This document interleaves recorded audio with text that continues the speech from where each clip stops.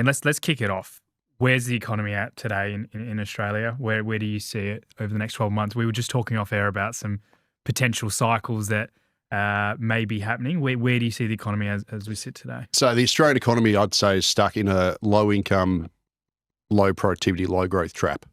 So what I mean by that is that we've basically got the poorest productivity growth in the advanced world, and it ranks right at the bottom of the advanced world over the last 10 years. Very poor productivity growth, and as a result, per capita growth, which is actually the thing that I look at, because most of Australia's growth actually just comes through running a high immigration program, and that grows the economic pie. So if your population grows by 1.5%, which is roughly what it does every year, well, then you're going to get roughly 1.5% economic growth, right? Because you're growing more inputs in people means more outputs in growth. That's not what matters. So you can grow the economic pie, but it's everyone's slice of the pie that matters. And that's the area where the Australian economy, quite frankly, stinks. So we've got this very poor productivity growth, and there's a whole bunch of reasons for that, which I can get into. And as a result, where if you don't have productivity growth, you don't have growth in per capita outcomes, you also don't have real household income growth. And that's the predicament that Australia finds itself in, whereby the overall economy is still growing because of high immigration primarily and lots of massive government spending, which is generating most of the job growth that we've got, and that's why I've got a low unemployment rate. But it's not improving living standards, and it's not providing better per capita outcomes for Australians, and that's the problem we've got. Do you think what's propping up our economy that probably some of the government are leaning on is really just letting more people in, which on high-level figures looks really good when you look at growth in markets, etc. But in terms of, actual household, it's detrimental. Yeah, 100%. So there's actually two things. But over this century, Australia's population has grown by 9 million people. So if you go to the ABS population clock, which is their running counter of where the population is at, so it literally ticks over as you watch it. Australia's population is now just about to tick over to 28 mil.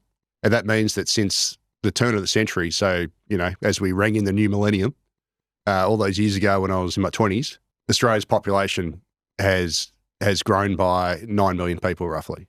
And that is a 47% increase. That is the second strongest growth in the advanced world after Israel. Extraordinary growth.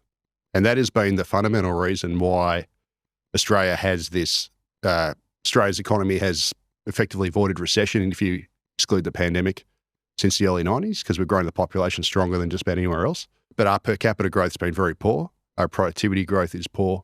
And on top of that, more recently, a bigger driving factor recently has been massive government spending. Obviously excellent, but it's artificial because it's been propped up by this massive government spending. So we've got sort of an economy that over the long term... It's a false economy, right? Because it's essentially been propped up by immigration and propped up by government spending. The government actually aren't doing anything to produce our output other than let more people in, puts a Band-Aid over that problem, great headline figures, and spend more and take on more debt.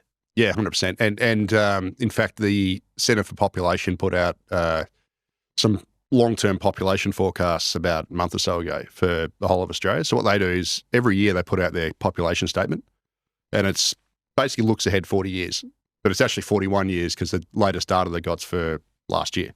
And they forecast that Australia's population is going to grow by 13.4 million people in 41 years. So this is to 2065, 66.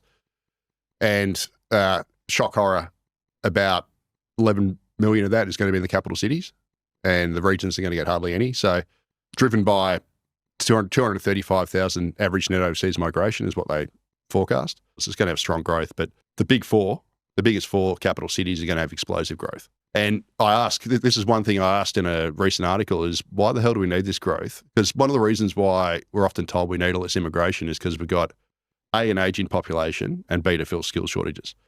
The ageing population article is complete BS because the whole thing's a giant Ponzi scheme, right? So the whole thing doesn't work, for starters. The skills shortage thing's an absolute crock because the population's grown by 9 million people this century so far, right? We've dwarfed just about everywhere else, yet we've got worse skill shortages than ever. So how does bringing in a whole bunch of people from overseas solve your skill shortages? Because all you do put more demand on the need for housing and that's flow-on effect.